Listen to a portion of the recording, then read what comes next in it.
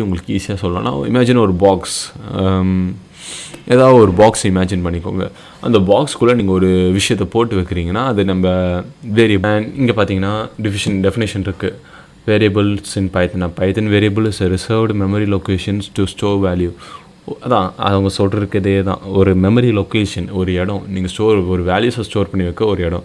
In other words variable is a Python program which gives data to the computer for processing. So அங்கே அதில் ஒரு value store ஆகி வச்சுருக்கோம். அதை ஃபர்தராக அந்த வேல்யூ நீங்கள் ப்ராசஸ் பண்ணோன்னா அதுக்கு நம்ம பைத்தன் யூஸ் பண்ணுவோம். எல்லா இடத்துலையும் நம்ம வேரியபிள்ஸ் யூஸ் ஆகும். ஸோ ஒரு முக்கியமான கான்செப்ட் நீங்கள் பைத்தனில் வேரியபிள்ஸ்ன்றது ஒரு முக்கியமான கான்செப்ட் நமக்கு. ஸோ ஈஸியாக ரெப்ரசன்ட் பண்ணோன்னா இப்போது என்கிட்ட ஒரு பேர் இருக்குது, பையின்னு சொல்லிட்டு ஒரு பேர் இருக்குது.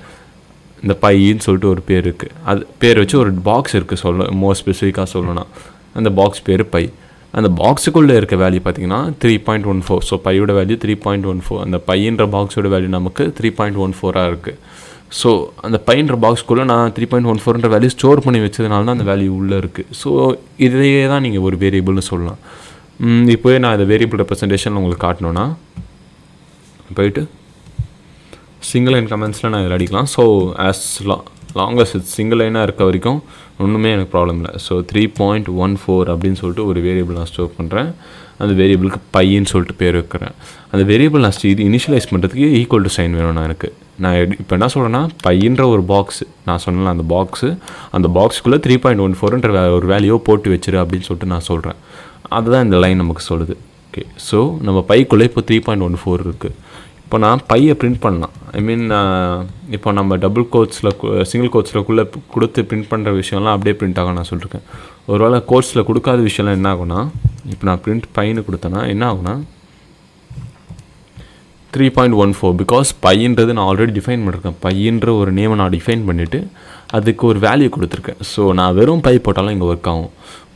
ஃபார் எக்ஸாம்பிள் நான் போன வாட்டி போட்ட மாதிரி சிங்கிள் கோட்ஸாக டபுள் கோட்ஸில் போட்டேன்னா பை அப்படி போடுறேன்னா எனக்கு வெறும் பை தான் பிரிண்ட் ஆகும். பிகாஸ் நான் இதுக்குள்ளே என்ன போடுறேன்னா அப்படியே எனக்கு பிரிண்ட் ஆகும். அதுவே நான் ஒரு வேரியபிள் ஒரு பாக்ஸை நான் இது பண்ணுறேன்னா பாக்ஸுன்னு இப்போதைக்கு உங்கள் அண்டர்ஸ்டாண்டிங்க்கு சொல்கிறேன். But it's a variable. இன்னும் ஸ்பெசிஃபிக்காக நம்ம இருக்கணும்.